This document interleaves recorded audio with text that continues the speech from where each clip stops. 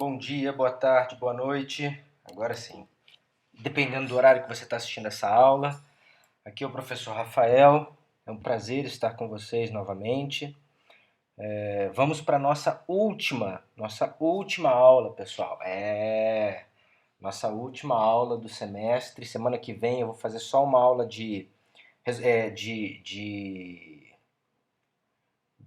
vou ficar apenas para responder questões, né, que vocês eventualmente apresentem. Tá? Então vai ser uma aula simplesmente para consulta, né, para quem quiser, tá? Então essa realmente é a nossa última aula de exposição de conteúdo, tudo bem? Um tema muito importante, um tema simples, um tema mais gostoso que da aula passada, mais fácil que o da aula passada, tá? Eu acho que vocês vão tirar de letra, não tem esse conteúdo aqui é bem de boinha, que é o artigo 160 ao artigo 183, se não me engano, tá? Que é a ordem econômica. Nós falamos da ordem social, ficou faltando a gente falar da ordem econômica. Então esse é o nosso tema de hoje, tá? É muito simples, quer dizer, é mais simples do que da aula anterior, do que das outras aulas, tá? Para a gente fechar aí o nosso semestre com chave de ouro. De novo, são apenas noções introdutórias, tá, da Constituição. Por quê? Porque esses conteúdos apresentados nessa aula, eles serão esmiuçados pormenorizadamente em outras matérias. Matérias como direito empresarial, matérias como direito administrativo e até direito tributário. Tá? Então, na verdade, nós vamos apresentar a disciplina constitucional sobre a ordem econômica e aí depois, em outras matérias, em outros momentos, vocês vão voltar nessa questão para visualizar essa questão mais a fundo. Tá? Visualizar isso mais a fundo. Gente, então vamos lá. Nós falamos da ordem financeira, já tínhamos falado, né, do sistema financeiro, já tínhamos falado da ordem social, faltava só a ordem econômica, que é o artigo, 170 ao artigo 192. Nós não vamos fazer tudo, por quê? Vamos lá.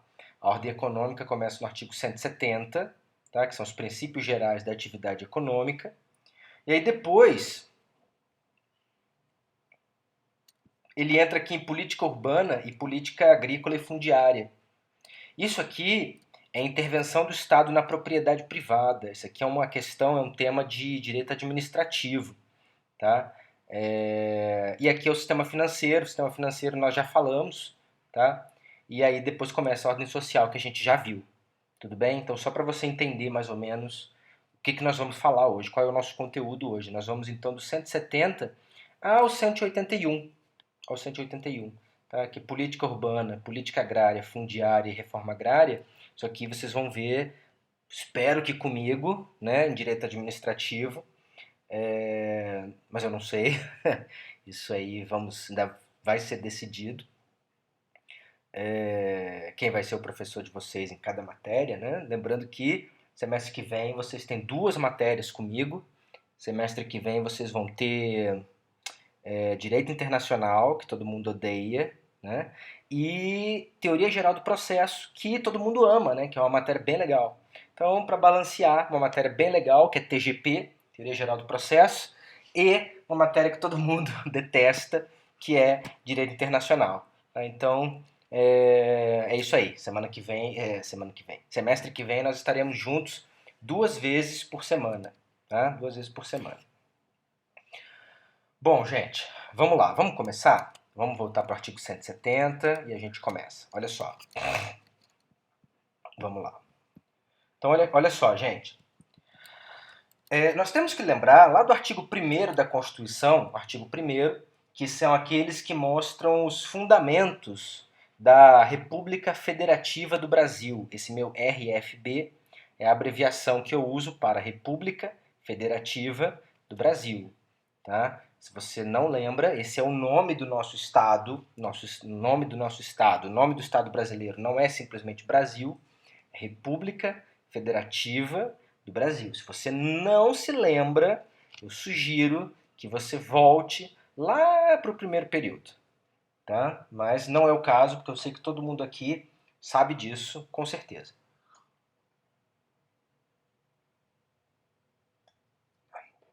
Os fundamentos, meus caros, quando eu falo em fundamentos, é aquilo em que se assenta o Estado brasileiro.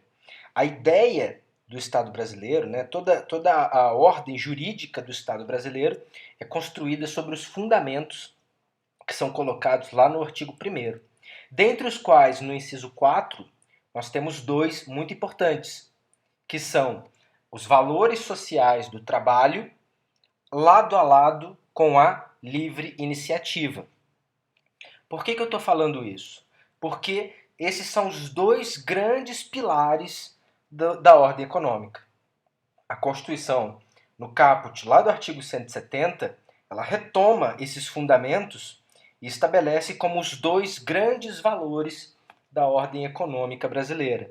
Tá? Então ela muda o nome, né? Os valores sociais do trabalho, ela chama de valorização do trabalho humano, e livre iniciativa chama de livre iniciativa mesmo, que não muda nada. Tá? Então, gente, esses são os dois grandes blocos estruturais quando a gente fala da ordem econômica. Em primeiro lugar, quando a gente fala em valorização do trabalho humano, a gente lembra, né, a gente se remete ao caráter dirigente da nossa Constituição, que é uma Constituição criada à luz do welfare state, do estado do bem-estar social, que significa dizer que o Estado brasileiro se preocupa em garantir justiça social para todos, ou seja, uma vida digna para todos, o que significa dizer que todos têm direito de participar das riquezas produzidas pelo seu trabalho, né, de modo que o trabalho precisa ser reconhecido, precisa ser bem remunerado, remunerado de acordo, protegido, né, lá nos termos do artigo 7º, né, com o salário mínimo que assegure, né, todos os direitos do trabalhador e da sua família, como saúde, lazer, educação, cultura, moradia, enfim. Né?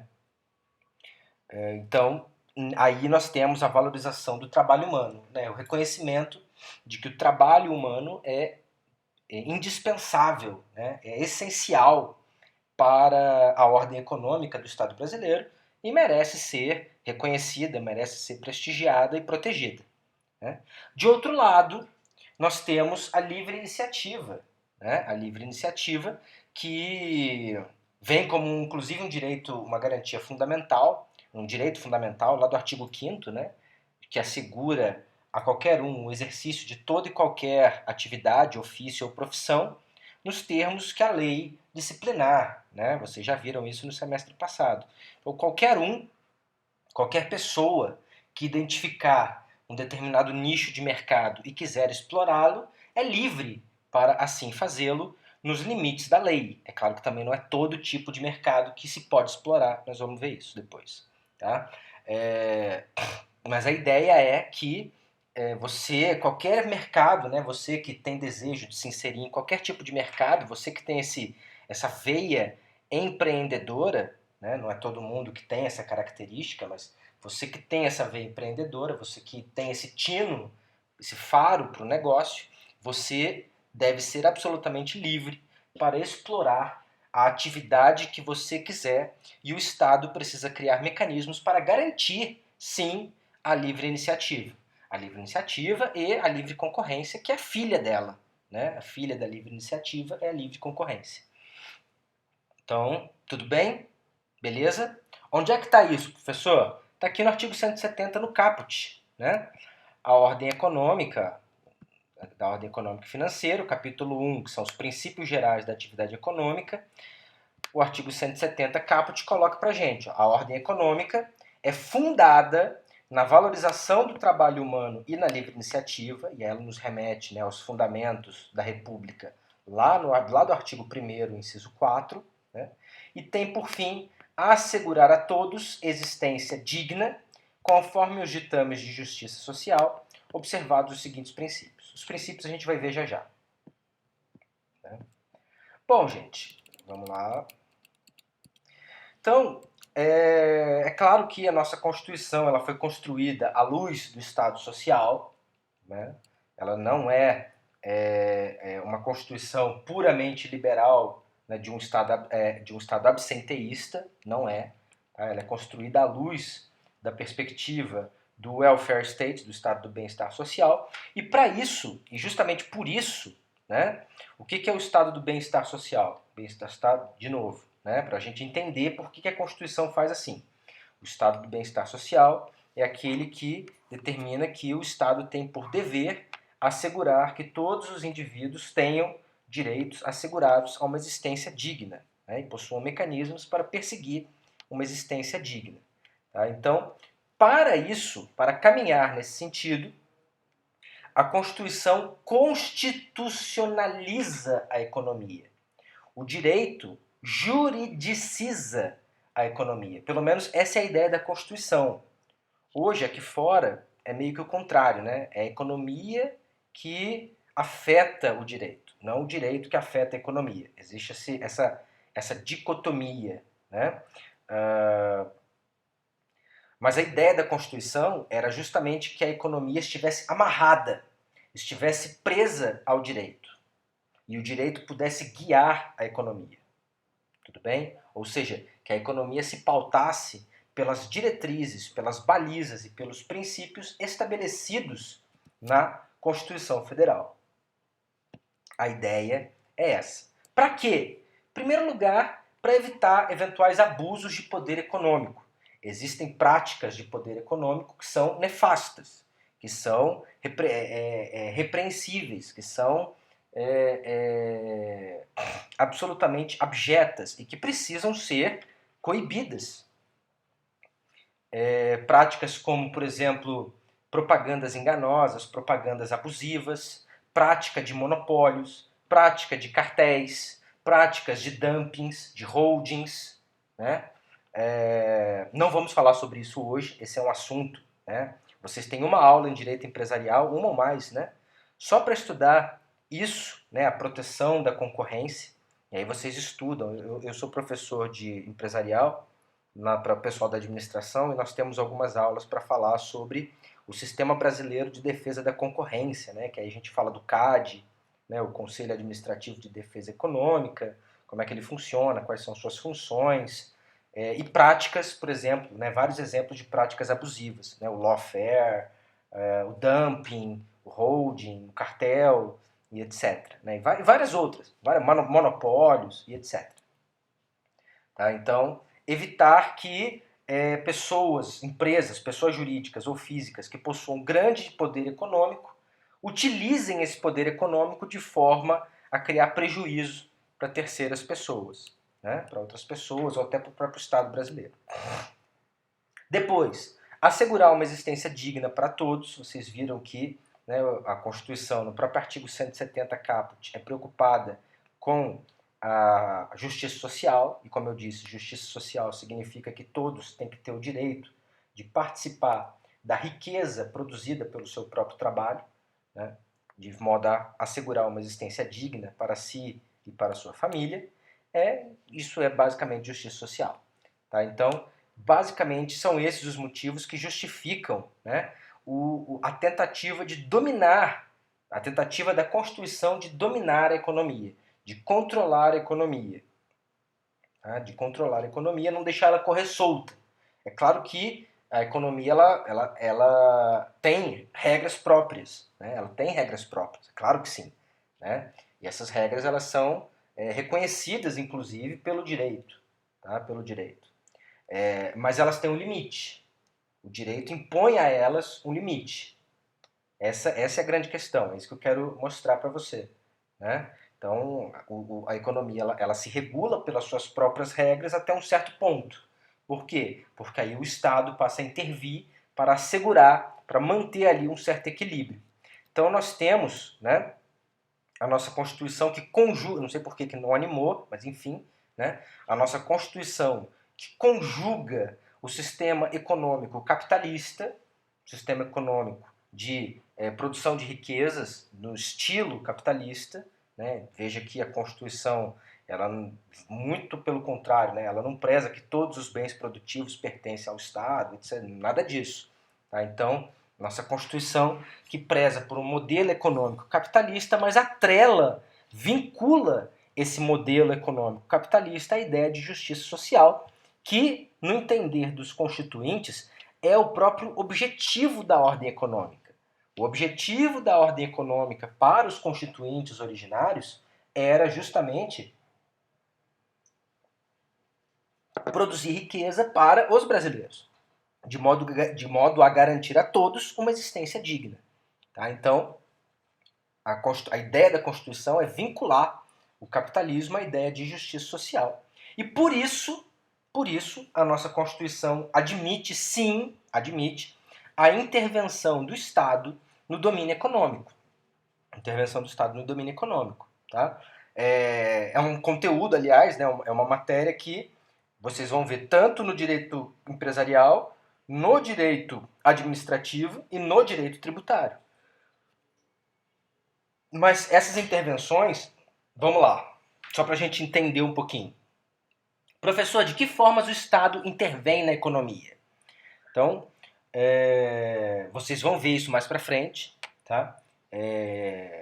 Direito tributário, por exemplo, vocês vão ver a CID, né? A contribuição de intervenção no domínio econômico, a CID combustíveis, não sei se vocês já ouviram falar, não sei se vocês lembram, né? Mas é um mecanismo de intervenção no domínio econômico. É uma contribuição social decorrente da intervenção do Estado no domínio econômico. A própria exploração pelo Estado de atividade empresária, de atividade econômica, é também uma intervenção do Estado no domínio econômico. Isso é estudo do direito administrativo. E tem ainda, né, a fiscalização que o Estado faz nas pessoas privadas, né, nas pessoas jurídicas de direito privado, que é objeto de estudo do direito empresarial. Que é objeto de estudo do direito empresarial, que aí fala sobretudo do CAD, Sistema Brasileiro de Defesa da Concorrência. Tá? Então, vejam como a Constituição, né, o ponto nevrálgico do direito, e as suas normas, as suas regras, elas se espraiam por todo o ordenamento jurídico. Vocês vão ver a intervenção do Estado na economia, tanto em direito, direito empresarial, né, direito empresarial, vocês vão ver a fiscalização que o Estado exerce sobre as pessoas jurídicas de direito privado, exploradoras de atividade econômica. Vocês vão ver direito tributário, tributação que o Estado exerce quando, em alguns tipos de atividade econômica, a exemplo da CID, né, Contribuição de Intervenção no Domínio Econômico, e vocês vão ver no direito administrativo de que formas e em que situações o Estado pode, ele mesmo, explorar a atividade econômica. Tá? Mas, bom, enfim, para fins desta aula, para fins da aula de hoje, que a ideia é ser uma aula light, tá? Para os fins da aula de hoje, nós vamos ver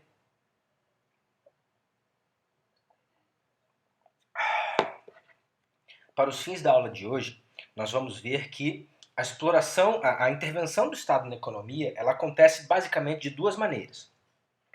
Ela pode ser direta ou ela pode ser indireta. A intervenção do Estado na economia de forma direta significa dizer que o Estado, ele mesmo, explora diretamente uma atividade econômica. Ele explora, ele exerce. Ou ele faz isso em regime de monopólio, a Constituição diz que o Estado exerce aquela atividade de forma a constituir um monopólio, ou então ele faz isso competindo com a iniciativa privada, tá? Em concorrência com a iniciativa privada. A exemplo disso, nós temos os artigos 173 e 177. Vamos dar uma olhadinha? Só para você sentir aqui, ó. Artigo 173. Ressalvados os casos previstos nesta Constituição, a exploração direta de atividade econômica pelo Estado só será permitida quando necessária aos imperativos de segurança nacional ou a relevante interesse coletivo, conforme definidos em lei. O que o artigo 173 está tentando dizer para a gente? O que ele está tentando dizer para a gente é que o Estado só poderá exercer atividade econômica diretamente quando for necessário, quando isso for um imperativo de segurança nacional ou quando houver um relevante interesse coletivo definidos em lei. Significa dizer, meus caros, que essa situação é uma situação de exceção. Afinal, o Estado brasileiro, né, não foi criado para explorar a atividade econômica. O Constituinte entende que, salvo essas exceções, a exploração de atividade econômica é uma atividade que é deixada a cargo da iniciativa privada, né, das pessoas jurídicas de direito privado. Então, em situações excepcionais, poderá o Estado exercer atividade econômica. Afinal, o Estado foi criado para prestar serviço público, não para exercer atividade econômica. Né? Só lembrar da definição de Estado do professor Ranelletti. Né? E aí nós temos algumas regras que estabelecem aí, né, que estabelecem como vai funcionar, né, como vai funcionar como o Estado vai se estruturar para prestar atividade econômica. Você tem que lembrar que somente 2 tipos de pessoas jurídicas de direito público podem prestar atividade econômica. Somente 2 tipos de pessoas jurídicas de direito público podem prestar atividade econômica. Você lembra quais são? Está aqui no artigo 173, parágrafo 1º. Né? São as empresas públicas e as sociedades de economia mista. Tá? Então, essas 2 pessoas jurídicas de direito público são as únicas pessoas jurídicas de direito público possíveis que podem tanto prestar serviço público como exercer atividade econômica. Professor, e uma autarquia pode? Não. E uma fundação de direito público? Menos. Tá? Quando o Estado exerce algum tipo de atividade econômica, ele obrigatoriamente, né, será uma pessoa jurídica de direito público pertencente à administração pública indireta e será ou uma empresa pública ou uma sociedade de economia mista. Eu não vou entrar em mais detalhes porque eu já falei sobre elas na nossa aula de administração pública.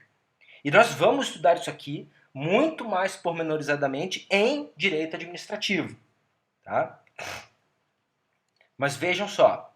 Gente, dê uma olhadinha no artigo 173, parágrafo 2º.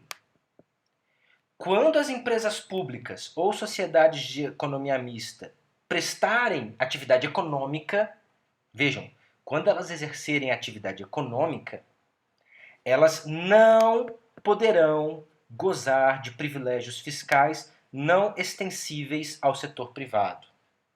Tá? Você sabe que a administração pública, o Estado brasileiro, ele tem um sistema tributário nacional e ele tem várias regras de imunidades, né? Impossibilidades de cobrar tributo. Né? E uma das impossibilidades é a chamada imunidade recíproca. Né? Ou seja, um ente da federação não pode tributar o outro. Eu falei sobre isso. Eu cheguei a falar sobre isso. Nesse caso, isso não se aplica. Por quê?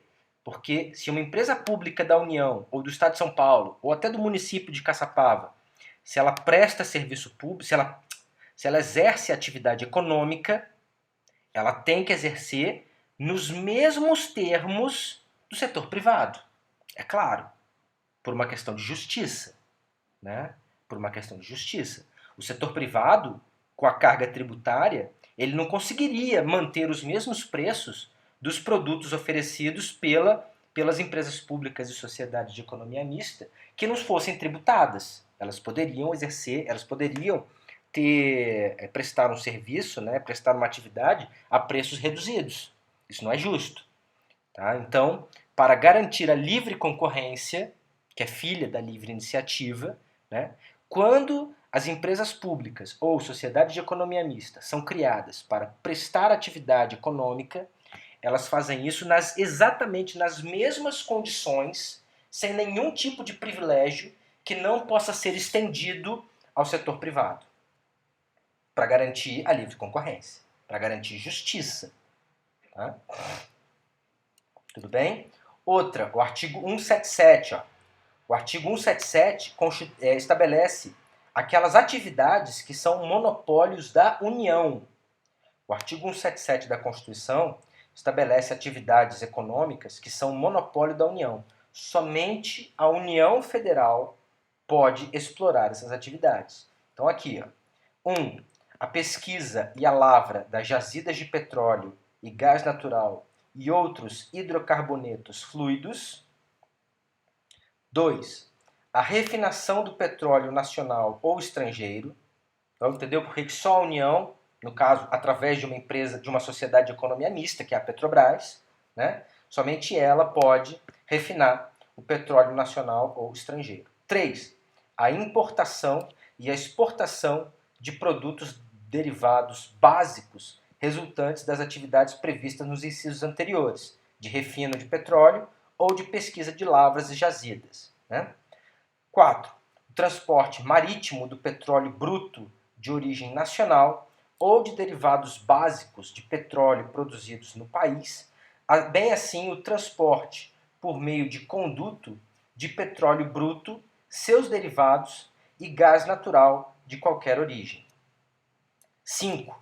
A pesquisa, a lavra, o enriquecimento, o reprocessamento, a industrialização e o comércio de minérios e minerais nucleares e seus derivados, com exceção dos radioisótopos, cuja produção, comercialização e utilização poderão ser autorizadas sob regime de permissão, conforme as alíneas B e C do inciso 23 do caput do artigo 21 desta Constituição Federal. Então vocês vejam que a pesquisa lavra o enriquecimento, o reprocessamento, a industrialização e o comércio de minérios e minerais nucleares, no caso, urânio, né? Nós trabalhamos com urânio enriquecido para abastecer as usinas nucleares localizadas ali em Angra dos Reis, Angra 1, 2 e 3, né?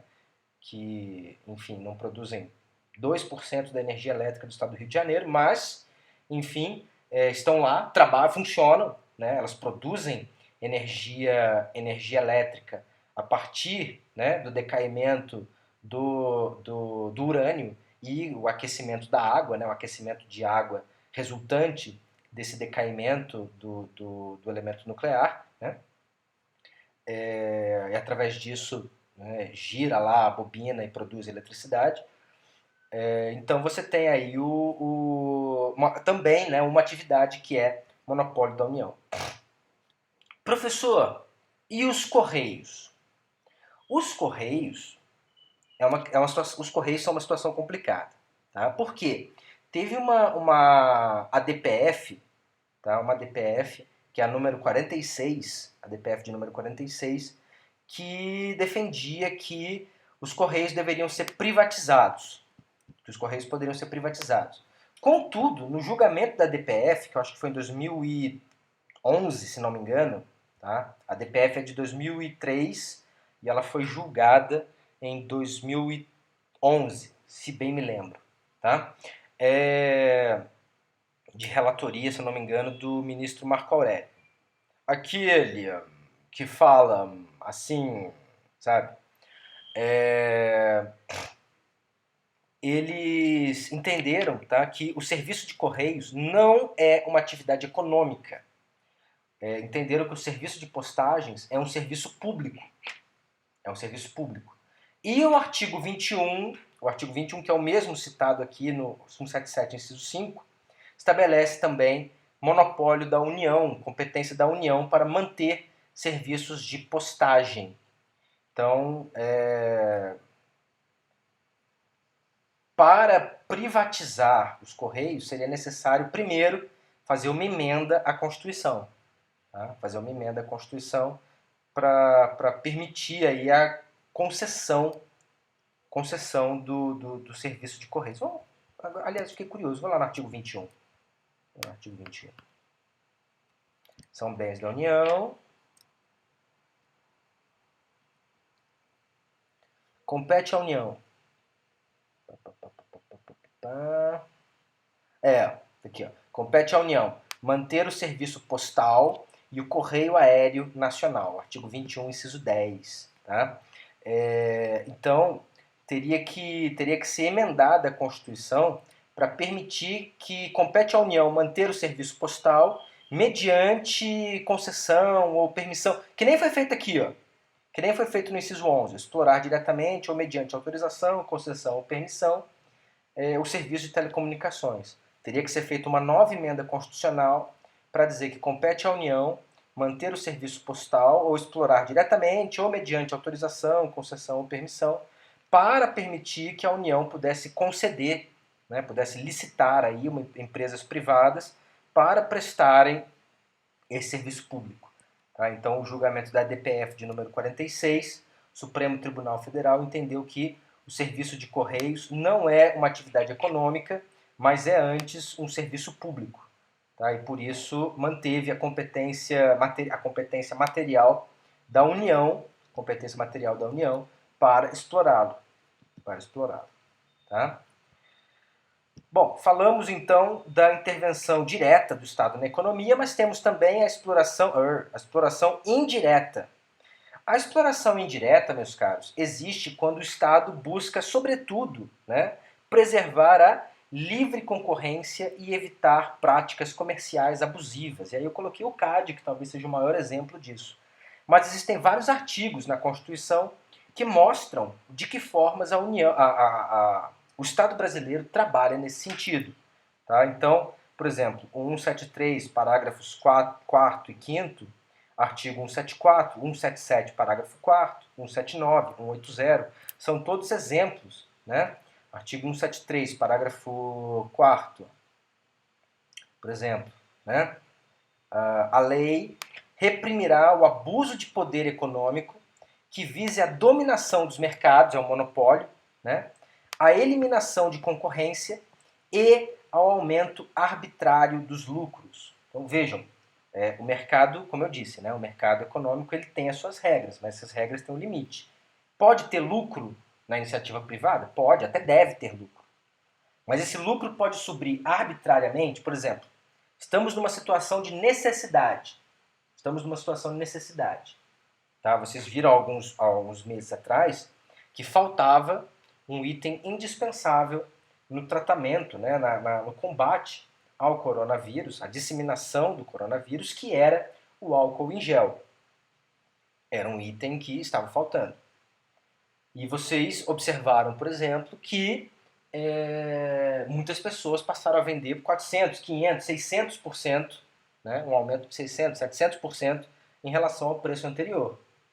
Por quê? Eu entendo, é uma lei de mercado, lei de oferta e procura. Né? Tem pouco estoque e a demanda está muito alta, é hora de fazer o caixa, fazer o pé de meia. Mas a Constituição permite isso? Não. Não permite. Tá? É claro que ela admite o lucro, tem que haver o lucro. Sem lucro não há atividade econômica. Mas esse lucro não pode ser arbitrário. Não pode ser arbitrário. Tá? Então, existe lucro? Por que existe lucro? Tá? Um lucro razoável. Né? Vai vender o produto a 300%, 400% do seu valor original. Né? Então, a Constituição barra esse tipo de coisa. Tanto que o Judiciário foi lá, com base nesse inciso, determinou que o álcool em gel deveria não só ser produzido, né, ser vendido sem esse aumento arbitrário, como deveria ser vendido, aliás, a preço de custo, né, em razão da situação que nós atualmente estamos vivendo. Então, de que forma... Aqui nós estamos falando da fiscalização do Estado. Né? A lei, né, reprimirá o abuso ao poder econômico que vise a dominação dos mercados, que é o monopólio pelas empresas privadas, a eliminação de concorrência, ou seja, eu elimino meus adversários, é claro, elimina no mercado, né? Você não dá um tiro nele, não some com ele. Tá? Ou aumento arbitrário dos lucros. Parágrafo 5º. A lei, sem prejuízo da responsabilidade individual dos dirigentes da pessoa jurídica, estabelecerá a responsabilidade desta, sujeitando-a às punições compatíveis com sua natureza, nos atos praticados contra a ordem econômica e financeira e contra a economia popular.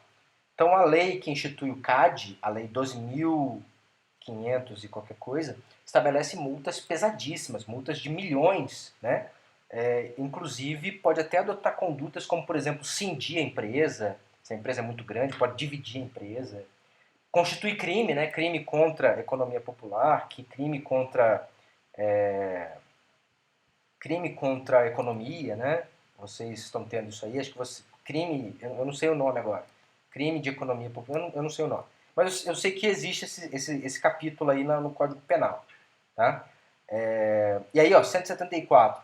Como agente normativo e regulador da atividade econômica, então o Estado é regulador da atividade econômica, o Estado exercerá, na forma da lei, a função de fiscalização, incentivo e planejamento da atividade econômica, sendo este determinante para o setor público e indicativo para o setor privado. Tá? Então, é o Estado quem fiscaliza, quem regula, né, a atividade econômica. Tá? Vamos lá, o que mais podemos pegar aqui?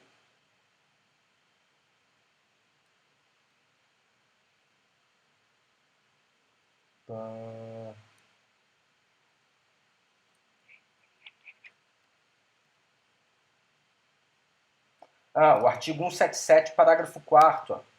A lei que instituir a contribuição de intervenção no domínio econômico, a CID, né, CID combustíveis, por exemplo, né, é um tema lá do direito tributário, relativas às atividades de importação ou comercialização de petróleo e seus derivados, gás natural e seus derivados e álcool combustível, deverá atender aos seguintes requisitos. Então, a lei que institui a CID, né, contribuição de intervenção no domínio econômico, é um assunto, é um tema lá do direito tributário. Né? Artigo 179.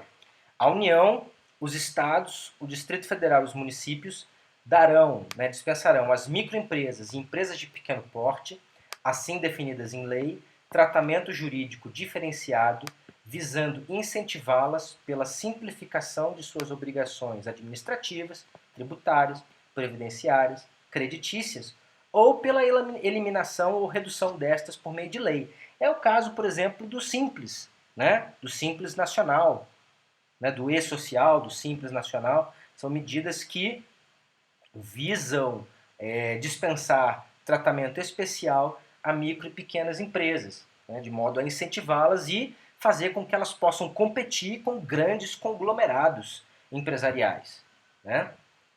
Então você tem aqui de novo o Estado interferindo na economia, dando uma ajudinha para as micro e pequenas empresas.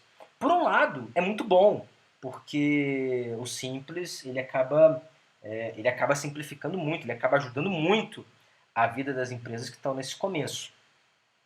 Só que por outro lado, ele acaba sendo um empecilho, porque ele acaba impedindo a empresa de crescer. Né? O empresário não quer crescer porque ele não quer sair do Simples. Ele não quer perder o Simples. Tá? Isso é muito comum. Isso é muito comum. Então, é muito bom porque fomenta, né, a atividade, dá um empuxo, né, dá uma força inicial, mas depois que a empresa se consolida e ela deveria crescer, ela não cresce. Por quê? Porque o empresário sabe que se ele crescer, se a renda dele aumentar, ele perde o Simples. E ele não quer fazer isso. Entendeu? Então, é uma faca realmente de dois gumes. Né?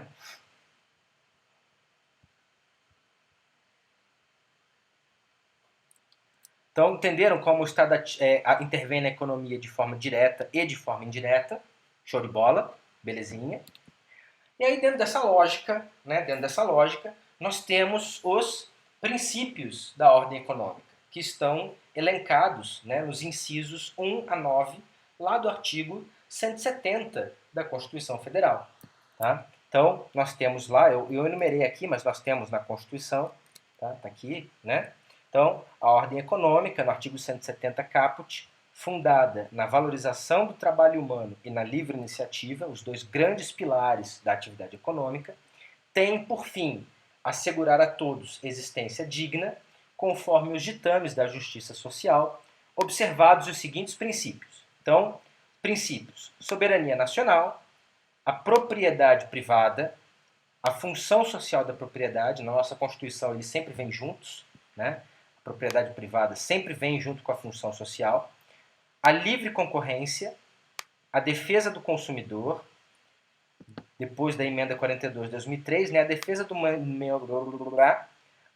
meio ambiente, inclusive mediante tratamento diferenciado conforme o impacto ambiental dos produtos e serviços e de seus processos de elaboração e prestação. 7. A redução das desigualdades sociais e regionais, a busca do pleno emprego e o tratamento favorecido para as empresas de pequeno porte, constituídas sob as leis brasileiras e que tenham sua sede e administração no país. Aí tem o parágrafo 1º aqui, né, o parágrafo 1º que repete aquilo que está lá no artigo 5º, né? É assegurado a todos o livre exercício de qualquer atividade econômica, independente de autorização dos órgãos públicos, salvo nos casos previstos em lei. Né? Isso aí a gente já tinha até estudado lá no artigo 5º da Constituição, que fala dos direitos e garantias, dos direitos e deveres, né, individuais e coletivos. Bom, vamos ver então cada um deles. Né? Vamos ver cada um deles. A começar pela soberania nacional. Bom, o primeiro deles que é a soberania nacional, né? Tá lá no inciso 1. O que eu coloquei aqui? Livre concorrência, não. Soberania nacional, tá? Deixa eu até trocar agora.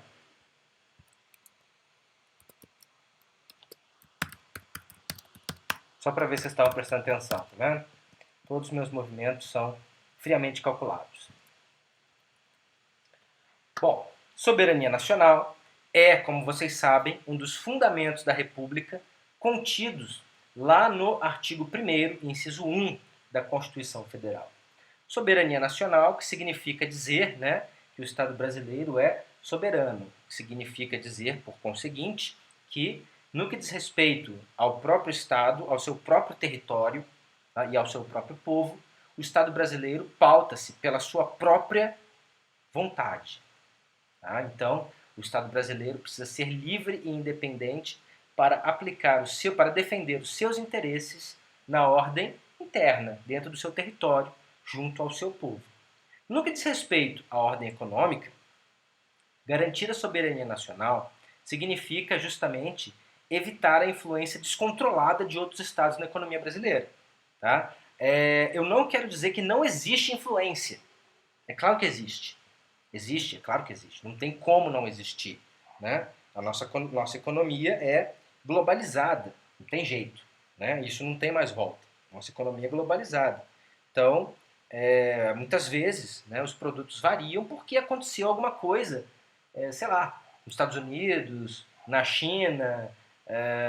Vocês lembram que o preço da gasolina que aumentou pra caramba depois da explosão, né, de uma refinaria, né, da maior refinaria do mundo lá na Arábia Saudita, não sei, foi ano passado, né, que aí eles ficaram na incerteza e aumentaram o preço da gasolina e nós sentimos esse aumento aqui, né, nós sentimos esse aumento aqui.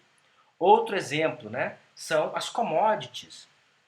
Nós temos commodities que são produtos que possuem o valor atrelado ao dólar. Valor atrelado ao dólar. Por exemplo, a farinha de trigo. Né? O pão, muitas vezes o valor do pão flutua. Por quê? Porque a farinha de trigo, o preço da farinha de trigo, né, do saco da farinha de trigo, flutuou. Por quê? Porque o dólar flutuou. Né? Nós temos vários produtos, o milho, o boi, nós temos vários produtos aí que são, por serem commodities, têm os seus valores atrelados, vinculados ao dólar. E aí eles sofrem flutuações em decorrência de, sei lá, acontecimento que, sei lá, se deu na Europa, na Rússia, nos Estados Unidos, não sei, né? Não sei, qualquer coisa, nesse mundo globalizado, qualquer coisa. Mas significa dizer que essa influência ela não é descontrolada. O Estado brasileiro ele trabalha para minimizar os efeitos, né, de situações que acontecem no mundo e, é claro, né, não permite influência deliberada de outros países. Não permite. Dentro do Estado brasileiro, aplica-se a jurisdição brasileira, a lei brasileira, o direito brasileiro, enfim. Isso, é claro, né, visa assegurar a independência do Brasil, a autonomia do Estado brasileiro. Né? Visa assegurar a autonomia do Estado brasileiro, a capacidade do Estado brasileiro de pautar a si próprio. Né? De pautar a si próprio. Isso não significa que não existe influência. Né? Aliás, a própria Constituição fala da possibilidade de investimento de capital estrangeiro. Né? Então, estados estrangeiros, capitais estrangeiros podem investir no Brasil? Opa! Podem e devem, mas para isso eles devem trabalhar, atender sempre aos interesses nacionais, nos ditames do artigo 172 da Constituição. Então, é possível? É, mas primeiro vai garantir a soberania nacional. né? Esses investimentos serão à luz dos interesses da República Brasileira, da República Federativa do Brasil. Né? Depois, a propriedade privada e a sua função social, né? Propriedade privada, que vocês sabem, né, que é um direito fundamental previsto lá no artigo 5º, inciso 22. Então, vocês veem que a Constituição assegura, né, ela garante a propriedade privada dos meios de produção, ela é garantida a propriedade privada dos meios de produção. Isso aqui não é um país socialista em que todos os meios de produção pertencem ao Estado, não é o caso. Tá? Então, nós privilegiamos o sistema econômico capitalista, de modo que é assegurado a todos, né, o direito de propriedade, inclusive da propriedade privada dos meios de produção que existem. Contudo, né, dentro da ótica social, né, do Estado social, a propriedade precisa cumprir a sua função social. Né? Também é um dever fundamental, né? Se a propriedade privada é um direito fundamental, o cumprimento da sua função social é um dever fundamental previsto logo no artigo seguinte, né? no inciso seguinte, lá do artigo 5º. Né? O artigo 5º, inciso 22, assegura o direito de propriedade privada. O inciso seguinte, o inciso 23, estabelece que a propriedade privada deverá cumprir a sua função social. Gente, o que é função social? Lembrando, função social significa dizer, né, que as propriedades precisam cumprir o propósito para o qual ela existe. Tá? Então, se é um imóvel residencial, tem que ter alguém morando ali. Tem que estar alugado, tem que estar para alugar. Né? Se é um imóvel em área comercial, tem que estar ali um comércio, um armazém, uma lojinha. Né? Se é um imóvel industrial, tem que estar produzindo alguma coisa, tem que ser um armazém, né? Um galpão, um depósito, uma fábrica, enfim. Né? Se é um imóvel de natureza rural, tem que estar trabalhando com exploração de, sei lá, extrativismo, mineração, agricultura, pecuária, enfim. Né? Então, basicamente, isso é função social. A função social busca evitar, sobretudo, os bens imóveis, né? Mas os bens móveis também, mas sobretudo os bens imóveis, que os bens imóveis fiquem separados, né? Fiquem parados para fins de simples especulação imobiliária. E aí nós temos um instrumento muito importante de regulação urbana, que é o Estatuto das Cidades, né? E aí você tem a intervenção do Estado na propriedade privada.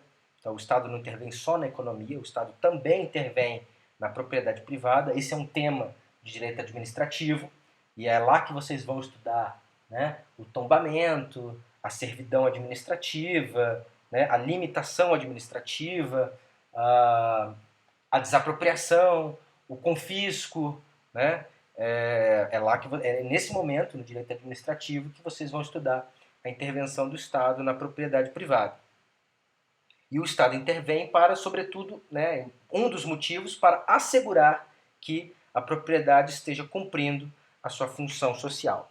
Para fins da Constituição, eu lembro para vocês o artigo 182, parágrafo 2º. Olha só. Artigo 182, que fala da política urbana, né, a política de desenvolvimento urbano executada pelo poder público municipal, conforme diretrizes gerais fixadas em lei, que é o Estatuto das Cidades, tá? Tem por objetivo ordenar o pleno desenvolvimento das funções sociais da cidade e garantir o bem-estar dos seus habitantes. Então, aqui tem importância o plano diretor. Vocês já ouviram falar do plano diretor, né? Olha o parágrafo 1º. O plano diretor, aprovado pela Câmara Municipal, é obrigatório para cidades com mais de 20 mil habitantes e é um instrumento básico de política de desenvolvimento e de expansão urbana. Olha o parágrafo 2º, que é o importante. A propriedade urbana cumpre sua função social quando atende às exigências fundamentais de ordenação da cidade expressa no plano diretor. Então, se o plano diretor coloca aquele imóvel situado numa área rural, numa área urbana, numa área de expansão urbana, numa área industrial, numa área residencial, numa área comercial, numa área mista, opa, o imóvel tem que se adequar para cumprir a função social constante ali naquela área do plano diretor. Tudo bem? Certo, gente? Isso que eu queria chamar a atenção de vocês. Próximo, livre concorrência. Então, como eu disse para vocês, a livre concorrência é uma decorrência, né? É fruto da livre iniciativa. Né? Então, você que decide, por qualquer motivo, explorar um determinado nicho, um determinado mercado, né? Você tem pleno direito de disputar em igualdade de condições com todos os demais. Né? A livre concorrência, que é pautada pela justiça social e pela dignidade da pessoa humana, né? A liberdade da pessoa humana. E cabe ao Estado, é dever do Estado, nos termos do artigo 173, parágrafos 3º e 5º, que aliás nós já vimos, né? Estabelecer mecanismos que garantam a livre concorrência, que assegurem a livre concorrência. Tá? E aí nós temos um destaque por uma lei criada em 2011, que é a Lei 12.529, eu sabia que era 12.500 qualquer coisa, né? Que é a lei federal, é uma lei federal, que institui o SBDC, o Sistema Brasileiro de Defesa da Concorrência. Tá? Lei extremamente importante, é uma lei que vocês vão ver pormenorizadamente, eu faço isso com os meus alunos do lado administrativo, quando a gente faz defesa da concorrência em direito empresarial. Vocês vão estudar, tá? Mas apenas para a gente adiantar, o Sistema Brasileiro de Defesa da Concorrência aqui é pautado pelos seguintes princípios, né? A livre iniciativa, a livre concorrência, a função social da propriedade, a defesa dos consumidores e a repressão aos abusos de poder econômico. Tá? Então, o Sistema Brasileiro de Defesa da Concorrência ele tem duas estruturas. A primeira é o Conselho Administrativo de Defesa Econômica, o CAD. Né? O CAD. E a segunda é a Secretaria de Acompanhamento Econômico, que é vinculada, não é o Ministério da Fazenda, o Ministério da Fazenda foi extinto, agora é o Ministério da Economia. Tá? Agora acho que não existe mais o Ministério da Fazenda. O Ministério da Fazenda foi extinto. Então, as funções, as atribuições do Ministério da Fazenda foram incorporadas pelo Ministério da Economia atualmente. Né? Então, são essas as duas estruturas, né? São essas duas estruturas que compõem o SBDC. Tá? Então, a função do CAD é uma função de fiscalizar, né? Fiscalizar campanhas educativas sobre consumo, sobre concorrência e elaborar estudos sobre concorrência, sobre precificação, sobre, enfim, determinados aspectos, né, da vida do consumo brasileiro, da atividade econômica do brasileiro. E eles investigam possíveis atividades, possíveis condutas que atentem contra a livre concorrência e os princípios da atividade econômica. Então, por exemplo, quando a Sadia comprou a Perdigão, que eles fizeram aquela compra invertida, né? Eles fizeram uma compra invertida, porque a Sadia tem muito mais dinheiro que a Perdigão, mas a Perdigão comprou a Sadia. Né? Então a Perdigão que fez uma dívida enorme para comprar a Sadia, isso é para fins tributários, né? Isso é para fins, enfim, é uma manobra para fins fiscais. Tá? Mas para que isso acontecesse, para que a Perdigão pudesse adquirir a Sadia, eles tiveram antes, como são duas enormes empresas no setor de alimentos, eles tiveram antes que enviar um estudo, enviar uma solicitação para o CAD. Para quê? Para o CAD avaliar, fazer um estudo, se com essa aquisição poderia haver monopólio, né, por abuso de poder econômico por parte dessa nova empresa, né, da Perdigão, tendo adquirido a Sadia. Outro exemplo mais recente é aí Caçapava, né, a aquisição da Garoto pela Nestlé. De novo, a Nestlé é muito mais rica do que a Garoto, mas foi a Garoto no Brasil que adquiriu a Nestlé. De novo, uma manobra para efeitos fiscais. Né? Isso aí é coisa de advogados. Em vez da Nestlé pegar um troquinho do bolso e comprar a Garoto adquiriu uma dívida monstruosa, para adquirir, para comprar a Nestlé do Brasil, né? Isso é coisa de advogado. Ou raça. Não, mentira, gente. Advogado é gente boa. Eles tiveram que enviar um estudo para o CAD avaliar se haveria possível abuso de poder econômico. Outro mais recente, né, essa quase joint venture que aconteceu, né, entre a Embraer e a Boeing, né, para que ela pudesse, acabou não acontecendo,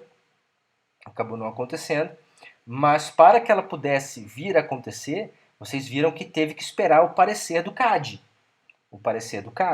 né? Então o CAD teve que estudar para ver se não haveria abuso de poder econômico, né? Se estava tudo, se era legal, se era legítima, né, aquela joint venture, tá? E queixas, né, investigação de cartéis, de dumpings, de práticas comerciais abusivas, propagandas abusivas, práticas que atentem contra o consumidor de forma geral, né, enfim, tá? Então é muito interessante essa lei, vale a pena, depois vocês vão ver empresarial, vocês vão ver ela mais pormenorizadamente. Temos ainda a defesa do consumidor, né, um direito fundamental, está lá no artigo 5º, inciso 32, né, é assegurada, né, o Estado promoverá na forma da lei a defesa do consumidor. Então nada mais é, né, do que o reconhecimento, né, o Estado que reconhece o consumidor como a parte mais fraca, a parte mais fraca na relação de consumo, né? Então, existe, né, o Estado reconhece que existe um desequilíbrio entre as partes na relação de consumo. E o Estado precisa, por meio de políticas, determinadas políticas, recompor esse equilíbrio. De que forma ele faz? Ele faz isso dando uma série de direitos e prerrogativas ao consumidor para que, no fim das contas, o consumidor possa competir né, possa estar frente a frente com o fornecedor em pé de igualdade. A mesma coisa acontece, ou acontecia, né, na relação trabalhista, que também é pautada pelo princípio da proteção, né? Na relação trabalhista, o Estado reconhece, ou pelo menos reconhecia, o empregado como a parte mais fraca da relação laboral, por isso ela precisava receber uma série de benefícios para que ela pudesse, uma série de garantias jurídicas para que ela pudesse enfrentar frente a frente, em pé de igualdade, o empregador. No caso da defesa do consumidor, nós temos uma lei muito importante, que é o Código de Defesa do Consumidor, a Lei 8.078 de 1990, que também é melhor estudada em direito empresarial. Tá? Também é melhor estudada em direito empresarial. Falei com meus alunos, direito de CDC essa semana, lá em empresarial. Né? Então, geralmente eu deixo pro finzinho, porque é um tema gostoso de estudar, né? Os alunos fazem perguntas, professor, eu comprei um celular assim, assim, assim, e posso devolver, não posso, tem defeito, quanto tempo eu tenho para reclamar? É uma aula legal. E aí geralmente eles saem, eles não acreditam, né? Nossa, como eu fui passado para trás, enfim. Mas isso não acontece com vocês porque vocês são do direito, né? Óbvio, vocês são inteligentes. Vocês são a nata da nata, o creme de la creme. Vamos para a próxima. A defesa do meio ambiente, né? Nós já falamos sobre defesa do meio ambiente quando a gente falou da ordem social, né? Então, significa dizer, né, que a produção de riquezas pelo poder público ou pela iniciativa privada precisa sim estar orientada para a proteção e defesa do meio ambiente. Aí ganha destaque, né, aquela ideia de sustentabilidade. Atualmente não é bem isso que tem se feito, tá? Mas é isso que a Constituição estabelece. A produção de riqueza tem que estar orientada para a proteção e defesa do meio ambiente, afinal, é um bem que não é só nosso, é um bem que também pertence às futuras gerações. Né? É um direito transindividual, é um direito mais do que individual, é um direito mais do que do nosso povo, é um direito do povo do futuro também. Né? E nós precisamos assegurar que eles também tenham direito de explorar esse meio ambiente. Então, aliás, né, o artigo 225 estabelece que todos devem ter direito a um meio ambiente ecologicamente equilibrado para esta e futuras gerações. Né? E aí, gente, Bacana, eu gostei particularmente da emenda constitucional 42 de 2003, que veio alterar a redação do artigo 170, inciso 4. Tá? Por quê? Porque ela passou a prever possibilidade de tratamento diferenciado de acordo com o impacto ambiental e processos de produção e prestação de serviço. Significa dizer que o Estado ele pode compensar, por exemplo, com incentivos fiscais, com uma série de benefícios, empresas que trabalhem, por exemplo, com material reciclável, ou que reduzam, que adotem mecanismos de redução de impacto ambiental, ou que tenham processos produtivos que não sejam agressivos ao meio ambiente. Tá? Então, eu achei muito bacana, porque é feito um investimento, é claro que precisa se fazer um investimento para se adotar esse tipo de produção, né? Instalação de filtros, enfim, investimentos de variadas naturezas, mas esse investimento ele pode ser compensado. Ele pode ser compensado com benefícios fiscais, ele pode ser compensado com uma série de garantias, com uma série de benefícios, né? Como um prêmio, né, para as empresas, para os empreendedores que optem por mecanismos menos invasivos, menos agressivos ao meio ambiente. Muito bacana, né? Uma iniciativa bem legal. Tá? A busca do plano emprego que, é claro, né, é filha daquele pilar que é a valorização do trabalho humano. A ideia é de que haja emprego para todos, né? Haja emprego para todos, todos possam encontrar emprego e um emprego que satisfaça, né, cuja remuneração satisfaça todas as suas necessidades, nos termos lá do artigo 7º da Constituição, né? A ideia é essa, pelo menos, né? Emprego para todos, que todos possam trabalhar, né? Que todos possam viver honestamente, viver confortavelmente com os frutos do seu trabalho. Tá? Então, basicamente é isso. Né? É um valor totalmente voltado para a ideia de justiça social, né? Um caráter totalmente dirigente da nossa Constituição. E, por último, né, o tratamento favorecido para as empresas de pequeno porte. E aí você tem, né, o artigo 179, sobre o qual nós já falamos. Né? A ideia, claro, é privilegiar a livre concorrência, assegurar que as microempresas e as empresas de pequeno porte, desde que constituídas sob as leis brasileiras e que possuam sede e administração no país, elas possam competir em grau de igualdade, e aí falo de uma igualdade material, de uma igualdade substancial e não meramente de uma igualdade formal, né? Que elas possam competir em termos de igualdade com grandes empresas. Né? Então, elas têm direito a tratamentos favorecidos, lá nos termos do artigo 179, e isso se verifica, acima de tudo, pelo simples. Né? A redução de burocracia, a redução da carga tributária, a simplificação do processo para recolhimento de impostos, de tributos, melhor dizendo, né? A simplificação de recolhimento de obrigações tributárias e referentes à seguridade social. Então você tem aí uma série de benefícios que, como eu disse, são muito bacanas porque fomentam e incentivam no início, mas se essa microempresa, se essa pequena empresa vinga, ela acaba não crescendo depois, via de regra. Por quê? Porque o empreendedor não quer perder, ele não quer perder o simples. Então, se no início ele incentiva, depois ele acaba retardando, né? Ele acaba segurando essa empresa de crescer. Né? Gente, basicamente é isso. Tá? Uma aula tranquila, uma aula light comparado com tudo aquilo que vocês já tiveram ao longo do semestre. Preciso dizer que, né, terminando então nossa matéria, terminamos a matéria, tá? Terminamos a matéria, vocês já não aguentam mais, né? Mas eu preciso dizer que foi um privilégio estar com os senhores, mesmo que à distância. Os alunos que participaram, assistiram às aulas, que compareceram no chat, tiraram dúvidas, fizeram as atividades. Eu deixo aqui o meu muito obrigado a todos vocês. Eu espero que vocês tenham gostado. Tudo que eu fiz pensando, né, no melhor para vocês, de que forma seria mais fácil para vocês entenderem, mesmo à distância. né? Então, eu espero que tenha valido aí o esforço. E um recado importante, tá?